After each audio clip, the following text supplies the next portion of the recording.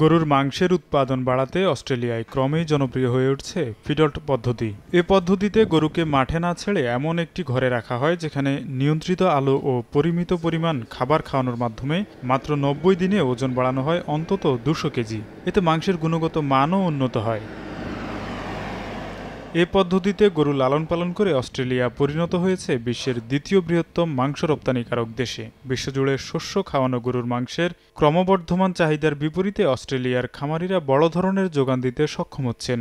গত বছর Australia ৮ billion মার্কিন ডলারের মাংস রপ্তানি করলেও চলতি বছরের প্রথম ৯ মাসেই রপ্তানি ছাড়িয়ে গেছে ৮.৬ বিলিয়ন মার্কিন ডলার।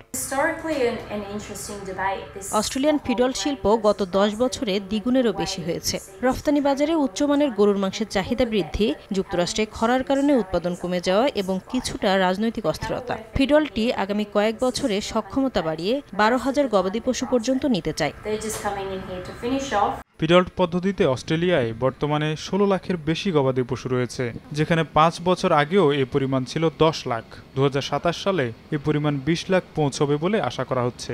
তখন অস্ট্রেলিয়ার প্রায় ৫০% গবাদি পশু জবাইয়ের আগে ৯০ দিনের জন্য ফিডল্ট পদ্ধতির মধ্য দিয়ে যাবে। এতে করে প্রতিটি গরু থেকে বাড়তি ১৫০ থেকে ২০০ কেজি মাংস পাওয়া যাবে। একই সঙ্গে মাংসের গুণগত মানও অনেক উন্নত হবে। অস্ট্রেলিয়ার মাংসের বেশিরভাগ রপ্তানি হয় জাপান, চীন ও দক্ষিণ কোরিয়ায়। এই দেশগুলোতে সম্প্রতি যুক্তরাষ্ট্রের মাংস রপ্তানি কমেছে। অন্যদিকে অতি খরার কারণে দেশটিতে মাংস উৎপাদনও উল্লেখযোগ্য হারে কমেছে, যেটি অস্ট্রেলিয়া সহ অন্য দেশগুলোর জন্য সম্ভাবনা তৈরি করেছে। তোফাজ্জল হোসাইন, সময় সংবাদ।